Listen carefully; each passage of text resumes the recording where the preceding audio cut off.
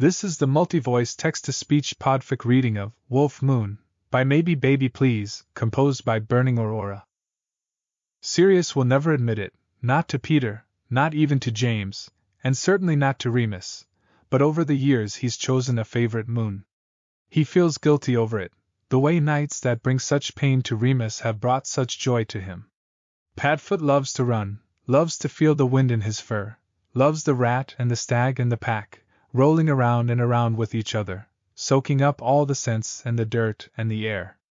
Padfoot loves the wolf, loves the way their noses brush, loves to place his head right on top of the wolf's neck when they're wrapped together at the end of the night.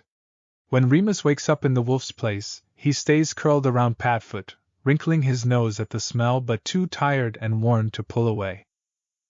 So it follows, then, that Sirius loves the wolf moon most of all. January's moon comes cold and bright. Sirius can see himself in the clear night sky, reigning over the lesser, duller stars and facing down his father. Even as Padfoot he looks up sometimes, searching for his namesake.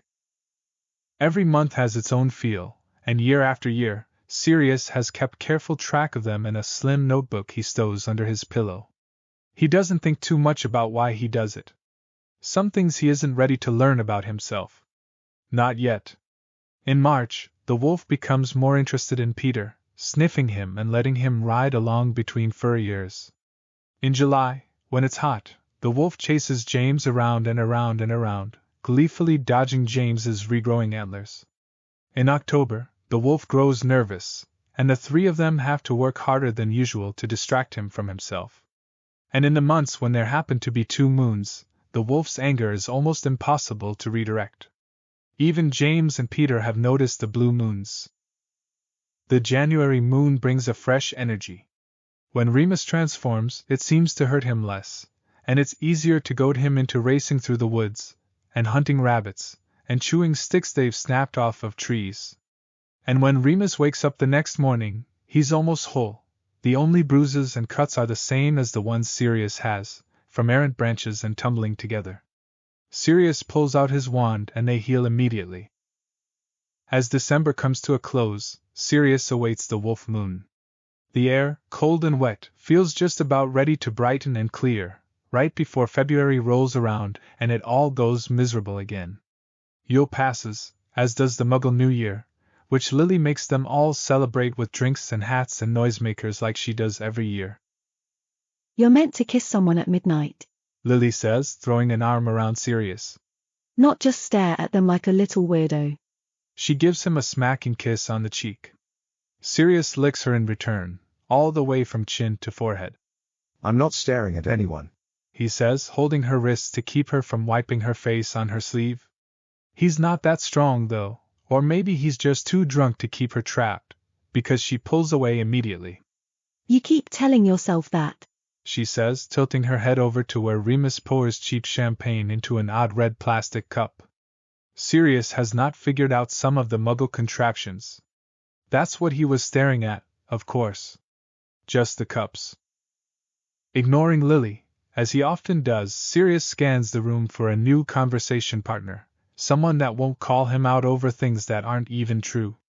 But as midnight ticks closer and the designated kiss time creeps up on them, all of Sirius's friends have coupled up. He could go over and bother James and Regulus, but he's trying his hand at being nice to his brother these days, so he lets them have their moment. Sirius drains his cup and ambles over to Remus. He feels incredibly awkward, though he can't quite figure out why. He's dying to transform into Padfoot, but there are too many people at this party, and if he hasn't given himself away thus far, he's certainly not going to do so now. Frank's in Aura now, and Sirius admittedly has a loose grasp on the legal system as a whole, but he thinks Frank might be obligated to report an unregistered animagus if one had the audacity to transform right in front of his face. Sirius, Remus says. Remus has had quite a bit to drink, it seems, and he's working his way through another bottle of... Well, it isn't champagne, is it? It's Prosecco. Given the choice, Sirius prefers cava, but he's not about to say that here. Lily will hunt him down and tease him mercilessly for even knowing the difference at all. Remus grabs Sirius by the shirt, wobbling just a little. Have you had any champagne, Padfoot? It's amazing, he says, leaning in close. It's 10 minutes to midnight, and Sirius looks straight at Remus's mouth and realizes just how badly he wants to kiss him. He freezes up. What's wrong? Do you not like champagne? Asks Remus, his brow furrowed. He looks so concerned, it's adorable. Sirius has no idea what to do. No, not champagne, it's Prosecco. I did like it. I'm just going to go get some more. Sirius stammers, gesturing towards the opposite corner of Lily's flat. He speeds off. Wait, Padfoot, the champagne's over here. Remus calls after him, holding up his cup. Sirius doesn't turn back. He makes it to Lily's bedroom and shuts the door, breathing heavily. He wants to kiss Remus. Fuck, how could he have never realized that he wants to kiss Remus? Of course he does. Of course he always has. That's why he's spent the past 13 years clinging on to Remus's every word, unable to sleep if he isn't around, unable to breathe properly when he gets too close. He stays in the bedroom for a while, attempting to have this particular gay crisis both quickly and privately. If Remus saw him right now, he'd be able to see right through him, alcohol be damned. Sirius takes deep breaths, like his mind healer always suggests. Maybe he'll just do it. Maybe he'll just walk out there and tell Remus and kiss him when the clock strikes midnight and 10, 9, 8, 7. It takes Sirius a minute to realize they're counting down. He throws open the door and wades through the sea of embraces. 6, 5, 4. He sees the back of Remus's head, but Remus has his arms around someone else. Sirius comes to a full stop. 3, 2, 1. Sirius watches, helpless, as Remus leans in and kisses some man who isn't him. It might be that guy from Lily's yoga class. Sirius forgets his name. Ben? Bob? Barry? He's never hated the guy, always thought he was nice but forgettable. Now he wishes he could yell, scream, kick Bo out of the flat. He takes deep breaths again. It doesn't help. An arm wraps around him. It's Lily again. Don't worry, darling. Benji's much too serious for someone like Remus. She smiles to herself, leans her head into his shoulder. Or, maybe, he's not quite serious enough, she says, her free hand covering a giggle. Sirius rolls his eyes, even though he typically loves that joke. Thanks, Lils. But I'm not. He shakes his head. I'm not going to get in the way. Lily frowns. I don't think you'd be getting in the way. Sirius lets out a sigh. I'd really rather not. And this feeling, whatever this is, it'll go away. It'll pass on its own. Well, it might anyway. That makes Lily laugh, the way she laughs at James when he says something stupid. She pats him on the back and walks off. Sirius stands there for a minute, feeling like a supreme idiot.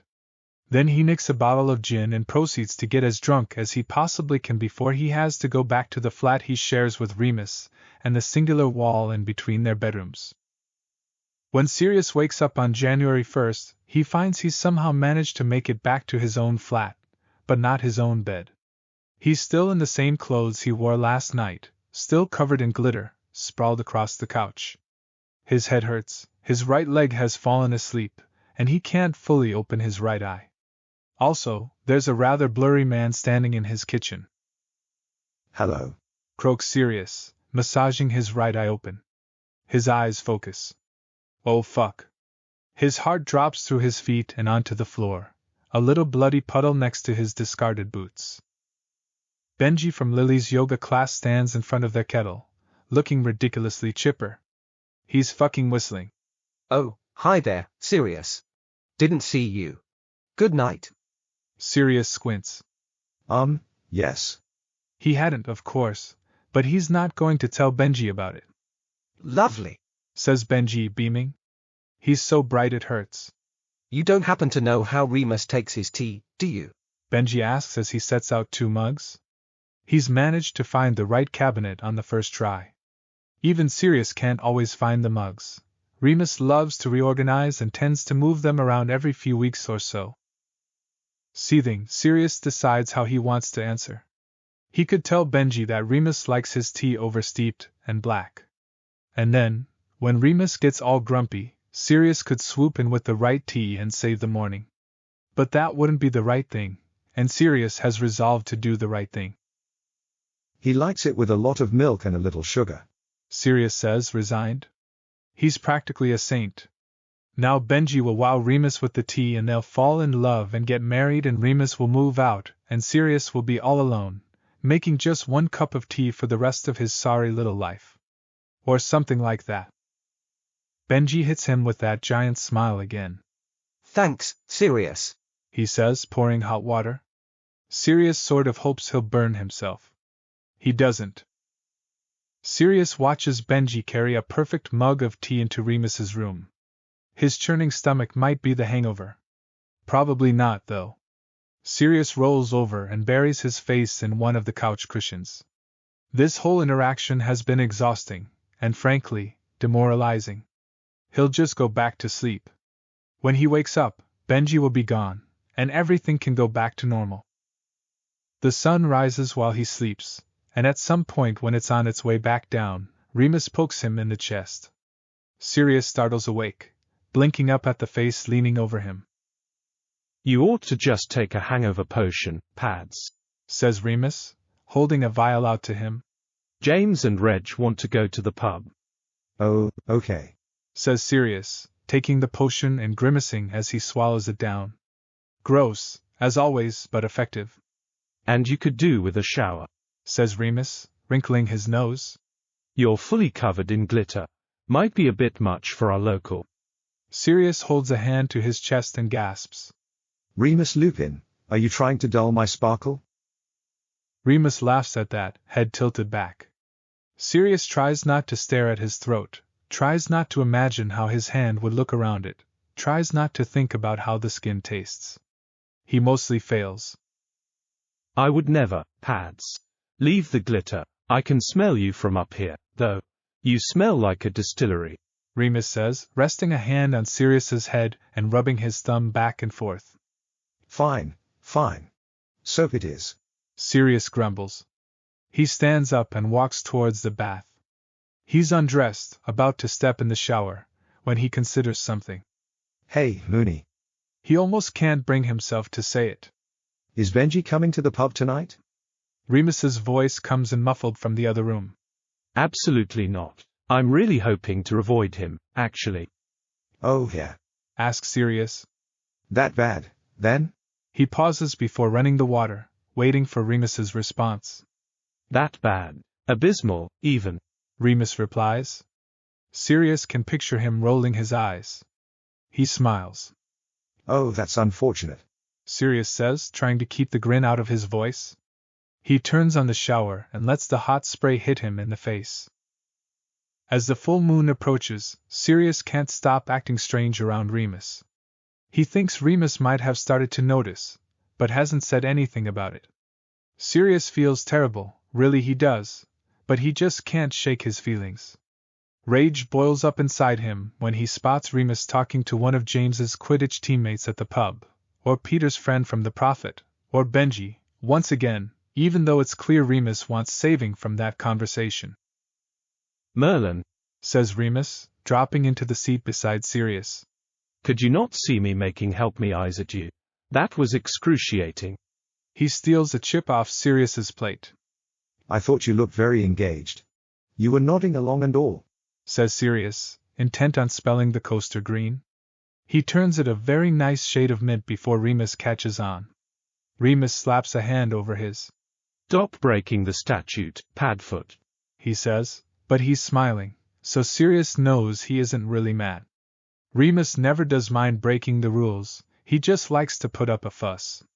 I can't believe he just showed up at the pub like this, Remus continues, grabbing the coaster and flipping it between his fingers. I've been ignoring his owls and flu calls for 2 weeks. Well, you're pretty irresistible, Mooney, says Sirius, meaning it with his whole heart. He puts his hand on the table, flexes his fingers, thinks about reaching out to grab Remus's and interlace them together. He doesn't, because if he did, he'd have a difficult time letting go. Yeah, that's what you say, says Remus, nudging him with his shoulder. But he's gone slightly pink, and he has a pleased little look on his face that Sirius hardly recognizes. He'd like to put it there again, though. They go home together that night. Not together like Sirius would like, but at least it's just the two of them, and they spend the rest of the night sitting on the couch. Sirius tries to work the Muggle television, and Remus has to step in when he inevitably fails. Remus sets them up with a sitcom that really isn't funny. They sit too close together, and their shoulders brush when they laugh. Sirius might explode if he has to spend one more second so close to Remus when it isn't enough, when it will never be enough. You've been jumpy lately, says Remus, observant, not accusing, as he fries eggs for the both of them the next morning. How has the mind healing been going? Sirius stills as he pours hot water, accidentally lets it overflow, and lets out a curse when it burns his fingers. He heals his hand quickly, but not fast enough to get past Remus, who strides over to have a look. I'm fine. Lies Sirius. Just tired. Not sleeping well. That part's true enough, at least. He hasn't had a good night's sleep since Lily's party. Remus nods. If you ever need me to stay in your bed with you, I'm always happy to, you know, he says. He puts a hand on Sirius's shoulder, catching his eyes. Whenever you need. Merlin, how Sirius needs. Sirius needs Remus in his bed like he needs the warmth of their shared flat, like he needs all his healing spells he's so painstakingly learned, like he needs 3 cups of tea to get through the day after the full. He can't ask for it, though, doesn't know how. Maybe there's something wrong with him, maybe he's more damaged than the mind healers can ever work out, maybe he's just a coward. Yeah, I know, says Sirius, staring at his healed hand. He clenches it into a fist, turning it back and forth. It looks good as new. His healing spells are perfect now. He doesn't sleep that night. He doesn't call Remus to his room, either. He can hear rustling on the other side of the wall. Remus lays awake as well. It would be so easy. For some reason it isn't. The wolf moon falls on a Wednesday this year, which means both Remus and Sirius will have to skip work on the Thursday. Sirius's healer schedule is erratic enough that he can usually slide in a day off here and there. Remus used to have more problems, but he is distinctly unaware that Sirius bought the bookshop where he works and gave him mandatory holidays after every full moon, +2 in October. Sirius probably should have realized he was in love with Remus then, when he paid thousands of galleons for a store that only loses money. But what does money mean to a black? Only what it can do, and it can do a lot for Remus. It's a restless day leading up to the full. Sirius and Remus drive out to the country. James and Peter joke around in the back seat, but Remus barely joins in. He's lost in thought the whole drive, and Sirius can't help but stare at him when he isn't looking. Which ends up being the whole time, really, because Remus is an excellent driver and stays fully focused on the road. They drive so far out that all the roads turn to dirt, and then they keep going beyond where there are roads at all, only the tire tracks left by their car on previous journeys. The air feels clean, so far from the city and the smog. When Sirius steps out of the vehicle, he leans back and breathes in deeply, letting the cold fill his lungs. He turns to Remus and finds Remus already looking at him. They smile at each other shy. Something passes between them, but Sirius couldn't say what.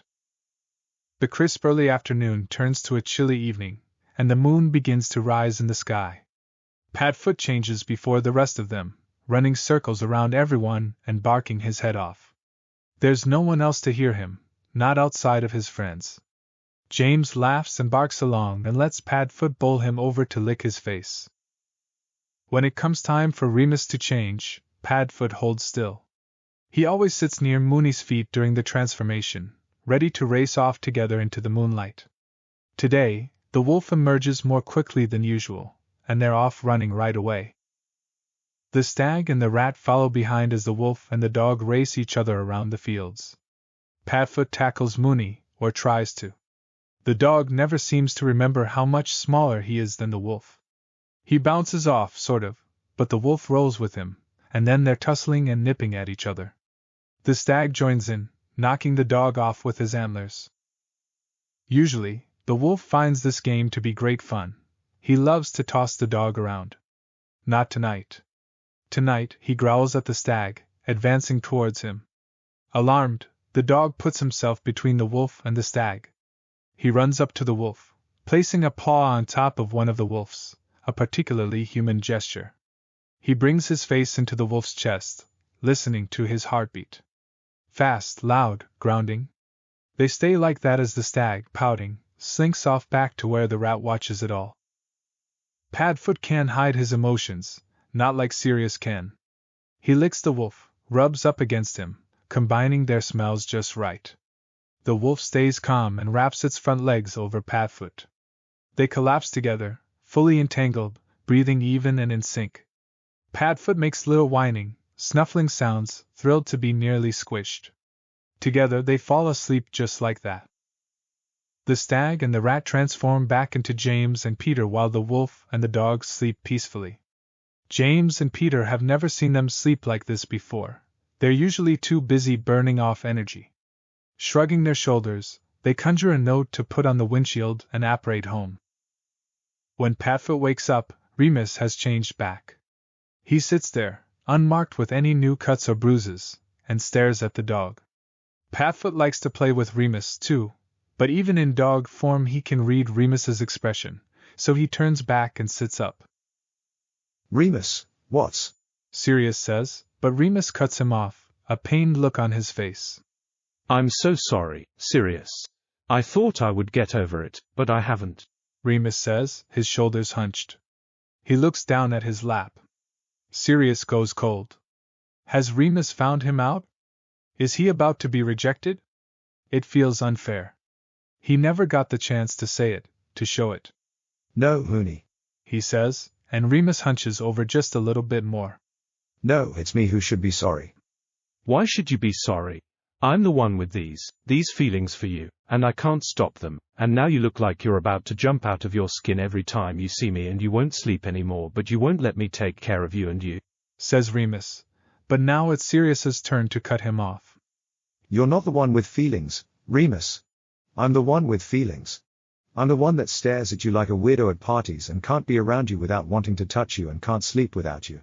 I'm the one, Sirius says, all in a rush. I'm the one that loves you. A slow grin has spread on Remus's face. No, Sirius. I'm pretty sure I'm the one with feelings. I'm the one that loves you too. Sirius's eyes go wide. You. He's too shocked to go on.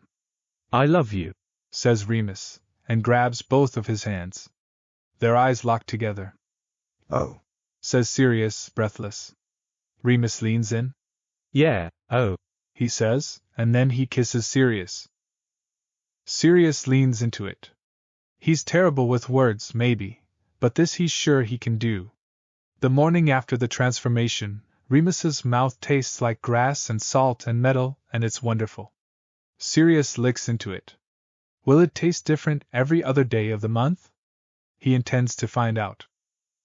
He doesn't realize he's pushed Remus over, crawled on top of him, put a hand to his neck, until Remus growls and rolls them over.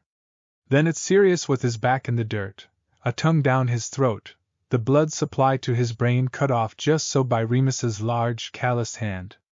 How funny, for someone whose hands only touch books and tills and cups of tea. They press into each other like they're trying to enter each other's skin. Sirius might be trying, actually. He'd live inside Remus if he could. It's perfect, but he can feel Remus shivering on top of him, no longer kept warm by the wolf's thick fur. Sirius pushes Remus off, careful, only ending the kiss when he has to speak. Back to ours, yeah? We can continue this at home. Remus nods, and practically sprints to the car. It's a long ride home, even though Remus drives over the speed limit for perhaps the first time in his life. They're both a little frantic. Sirius catches Remus looking over and over. But they make it home in one piece, and into their shower to clean up, and into Sirius's bed together, where they should have been all along. Venite. Thanks for listening to this text-to-speech podfic composed by Burning Aurora.